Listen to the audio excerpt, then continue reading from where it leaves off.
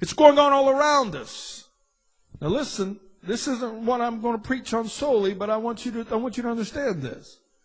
We saw just a couple of weeks ago in Illinois, as a sociology major, a graduate of this university comes in, and I don't even know if they've ever figured out why that he's done it.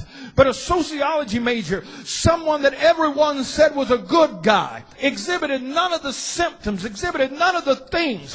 Listen to me. He got an education that most of us only wish that we had.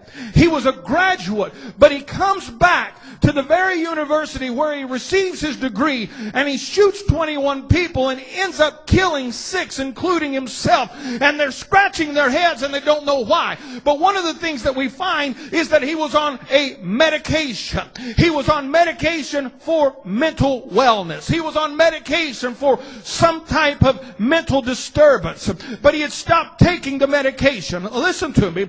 But they showed pictures of him, and it showed as he had tattoos up and down his arms, as he began to disfigure his body with tattoos and all of these things. Now listen to me. I want you to hear me. I told you that everything is spiritual. And here he is. I don't care how much education you have. Germany was the most educated country on the planet at the time just prior to World War II, when Hitler began to pursue the perfect, or what was known as the Aryan race. But Germany in all of their education, Germany in all of their technology, perceived and conceived it all right and appropriate that when it was all said and done, 6 million Jews, their lives had been taken in gas chambers and thrown into the ovens. And some of the most heinous crimes that ever could be committed were committed by some of the world's most intellectually elite. You hear what I'm saying? Everything is spiritual. Paul said, "For in my flesh dwelleth no good thing. For to will is present with me, but how to perform that which is good I find not." In other words, here is the warfare between the flesh. Humankind wants to do the right thing.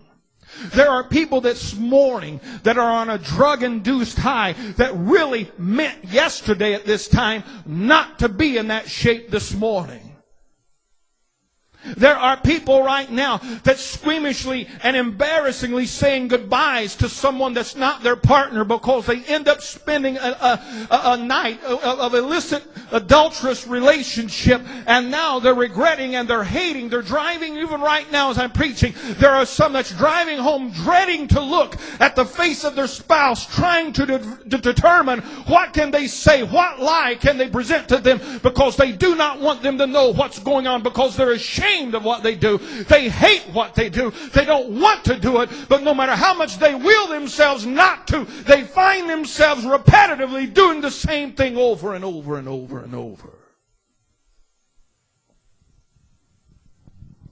For in our flesh, when Paul identified that, he was speaking not of just himself, but he was speaking really in essence of all of humanity, of all of human race. In ourselves dwelleth no good thing. In our flesh. Doesn't mean that in you dwells no good thing. Paul identified. He said, "For in me," quote, "that is in my flesh." Because there is in human beings, in humankind, there is goodness. How is that? We were made in the image of God, and the breath that we breathe is breath that was given to us by God. God breathed the very life into us. Humanity, doctors can't figure out what makes the human body tick. They can look at the mechanics of it, but the ultimate thing is that spark of energy known as life. They cannot figure out what it is. It's because that it's God. That conscience that's given to every human being, it's a remnant, it's a part of God. There is good things in you, but in your flesh dwelleth no good thing. We might as well get our judgment glasses off, because anytime you look at anybody, you need to understand this.